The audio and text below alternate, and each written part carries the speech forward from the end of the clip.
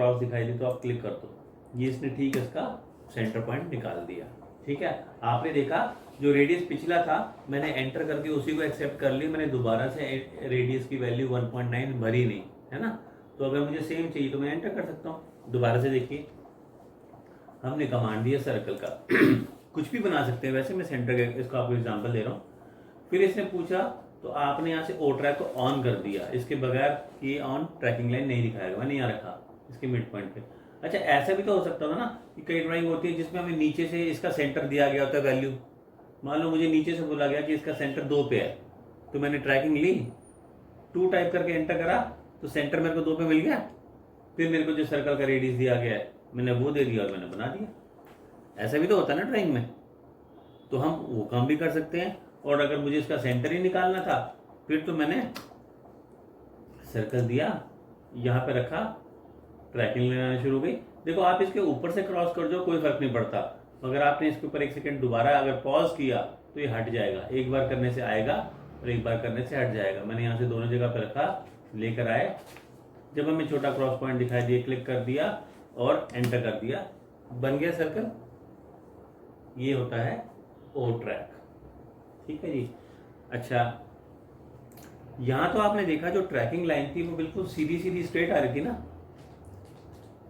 अगर आपसे ये बोला जाए कि मेरे को तो ऐसी लाइन चाहिए जो यहाँ से 120 डिग्री पे जाती हो और यहाँ से 30 डिग्री पे जाती हो, जिस पॉइंट पे मिले मेरे को वहाँ सर्कल बनाना है, समझ गए। पिछली बारी तो सीधा था, अब की बारी ये कंडीशन थी, तो हम फिर क्या करते, यही करते, पहले 2 लाइन लगाते, उनका क्रॉस करते, फिर इंटरसेक्शन पॉइंट के ऊपर सर्कल को बनाते, ऐसे ही करते। अब की बार मैंने क्या किया, पोलर में सेटिंग्स में यहाँ पर आप एक जगह देखो लिखा है object snap tracking settings, track using all polar angle settings. अब तक यहाँ पे ऑर्थोगोनल था, ऑर्थो का मतलब आपको पता ना सीधा चलता है, हॉरिजॉन्टल या वर्टिकल। लेकिन अगर मैं ये चाहता हूँ कि मेरे को ये सभी एंगल दिखाए तो आप यहाँ से इसको सिलेक्ट कर लो। ऐसे करने के बाद जब हम ओके करते हैं तो मैंने कमांड तो सर्कल ही दिया था, यहाँ से रखा और यहाँ से रखा। अब आपने देखा एक फर्क नजर आ रहा है, ये 30 भी दिखा रहा है, 60 भी दिखा रहा है, 90 भी दिखा रहा है, 120 भी दिखा रहा है, सब दिखा रहा है। ये आ गया, यही पॉइंट चाहते थे ना हम। देखो बिना कुछ करे बिना लाइन लगाए मैं डायरेक्टली इस पॉइंट पे पहुंच गया।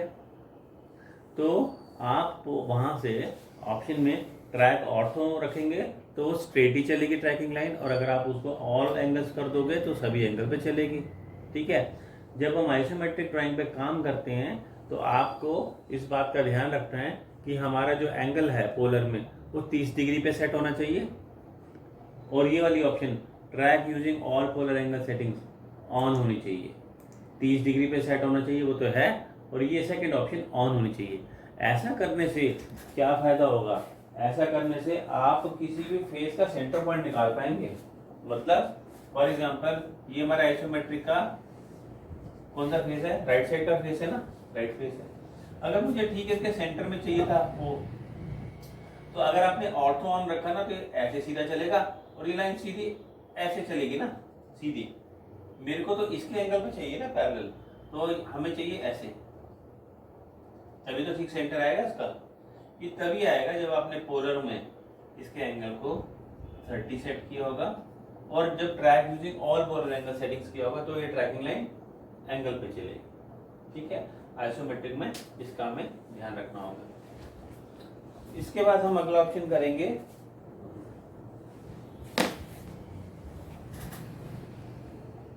यहाँ लिखा है पोलर एंगल मेजरमेंट एब्सोल्यूट और रिलेटिव। इसका मतलब समझते हैं, एब्सोल्यूट और रिलेटिव। ये मैंने एक लाइन लगाई 0 डिग्री पे, फिर मैंने एक और लाइन लगाई 60 डिग्री पे। जो 60 डिग्री पे लाइन लगी है उसका बेस यही था ना, 0 वाली लाइन जो पहली लाइन हमने लगाई। अब मैं लगा रहा हूँ ये लाइन 90 डिग्री पे, इसका भी बेस तो वही है ना, पहले वाली लाइन ही है ना, इसका बेस भी यही तो है, इसके हिसाब से 90 है ना। लेकिन अक्सर ऐसा होता है कि जब हम ड्राइंग्स बनाते हैं तो हमें ड्राइंग्स में उसका इंटीरियर एंगल दिया जाता है। मतलब जब आप ड्राइंग बनाओगे तो ये एंगल दिया जाएगा, है ना। अब इसको बेस, ये 0 बेस लेके चल रहे थे हम, इसको लेके बेस, फिर अगर हमें ये एंगल फिर यहाँ पे भी दिया हुआ है 72 का मान लो, बड़ा मुश्किल हो जाएगा इसको बेस लेके कैलकुलेट करना, है ना। अगर ऐसा हो जाए कि मान लो ये वाली लाइन हमारी ए है, ये बी है, ये सी है और ये डी है, अगर ऐसा हो जाए कि बी के लिए तो ए बेस का काम करे, सी के लिए बी बेस का काम करे और डी के लिए सी बेस का काम करे, तो फिर तो बहुत आसान हो जाएगा काम, है ना। यही काम हम रिलेटिव में करते हैं। आपने देखा जैसे एंगल अभी 120 दिखा रहा है, 90 दिखा रहा है, वो तो उसी को बेस मान के दिखा रहा है ना, जो फर्स्ट लाइन हमने लगाई थी। अगर मैं इसमें इसकी बजाय बदल दूं इसको, देखिए मैंने क्या किया, यहां से जाके कर दिया relative to the last segment,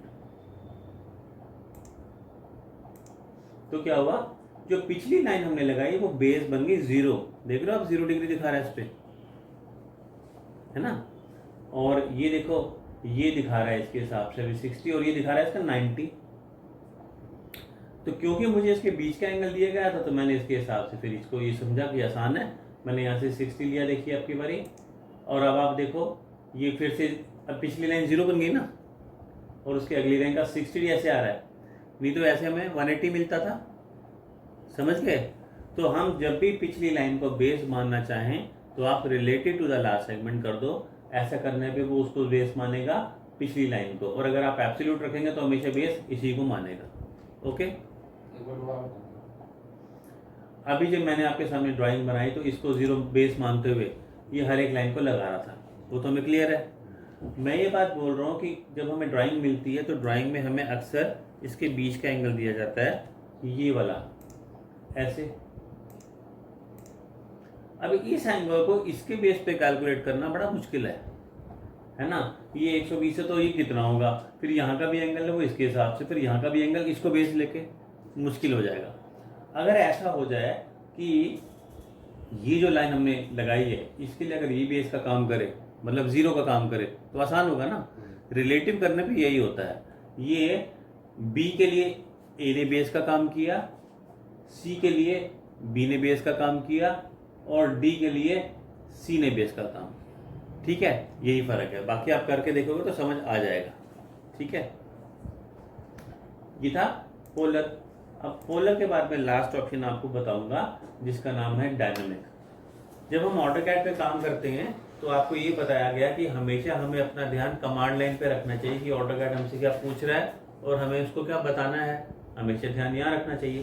पर जनरली ऐसा होता है कि हो नहीं पाता, हम ऊपर ड्राइंग में देखते रह जाते हैं और नीचे कमांड लाइन को पढ़ नहीं पाते, या नीचे पढ़ते रहते हैं और ऊपर कहीं कोई गलत पॉइंट सेलेक्ट कर लेते हैं। दोनों तरफ एक साथ फोकस करना थोड़ा मुश्किल काम हो जाता है। तो ऐसे में हमारे पास यहाँ अगर कोई ऐसी ऑप्शन मिल जाए जिसमें कि डायरेक्टली जो कुछ हमें कमांड पे दिखाई देता है वो डायरेक्टली स्क्रीन पे दिखाई दे तो काम बहुत आसान हो जाएगा। डायनेमिक वही ऑप्शन होती है। मैंने जब डायनेमिक को ऑन कर दिया तो अब आप देखो मैंने कमांड दिया, आपने देखा जो नीचे लिखा आ रहा है लाइन स्पेसिफाई फर्स्ट पॉइंट, वही ऊपर भी लिखा आ रहा है स्पेसिफाई फर्स्ट पॉइंट पॉइंटर के साथ। फिर ये जो देख रहे हैं यहाँ पे नीचे ड्राइंग कोऑर्डिनेट्स, ये वैल्यू हमें ऊपर भी दिखाई दे रही है। जो पहले लिखा आ रहा है उसे हम कहते हैं डायनेमिक प्रॉम्प्ट, जो भी कमांड लाइन की इंफॉर्मेशन ऊपर आ रही है उसे हम कहते हैं डायनेमिक प्रॉम्प्ट। और उसके बाद जो आप देख रहे हैं इसको हम कहते हैं पॉइंटर इनपुट। तो ये दोनों चीजें दिखाई दे रही है हमें, अब से पहले तो नहीं था क्योंकि हमने डायनेमिक ऑन नहीं किया था। और देखिए जब मैंने क्लिक किया तो आपने देखा कि हमें लाइन का एंगल और वैल्यू लाइन डायमेंशन भी दिखाई दे रही है।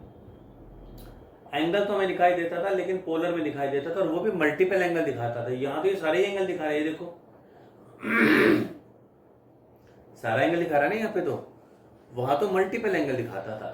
और दूसरी बात ये देखो लंबाई भी दिखा रहा है साथ में, मतलब कि हमारी ड्राइंग की लेंथ और एंगल दोनों ही शो कर रहा है। ये देखिए मैंने अगर एक लाइन लगानी थी मान लो 4.2 की, मुझे अगर एक लाइन लगानी थी 4.2 की और एंगल मुझे चाहिए था मान लो 50 का, तो ये देखो आप इस हिसाब से मैं यहाँ से कर लूंगा। ये देखिए मैंने क्लिक कर दिया। इसका यूज हम वहाँ करते हैं जहाँ पे हमें कोई सिंगल लाइन की ड्राइंग बनानी हो, सिंगल लाइन की और फास्ट बनानी हो, हमारे पास टाइम नहीं है, तो यहाँ से फटाफट आप वैल्यू दो, एंगल देखो, क्लिक, वैल्यू। इसका फायदा ये है, मुझे एक लाइन लगानी थी मान लो 2.6 की, अब 2.6 के आगे 137 है या 437 है या 237 है, उससे हमें कोई फर्क नहीं पड़ता। मुझे तो लाइन ही लगाने के लिए 2.6 की दी गई थी, तो आप फटाफट यहाँ पे क्लिक करके इसको बना सकते हैं।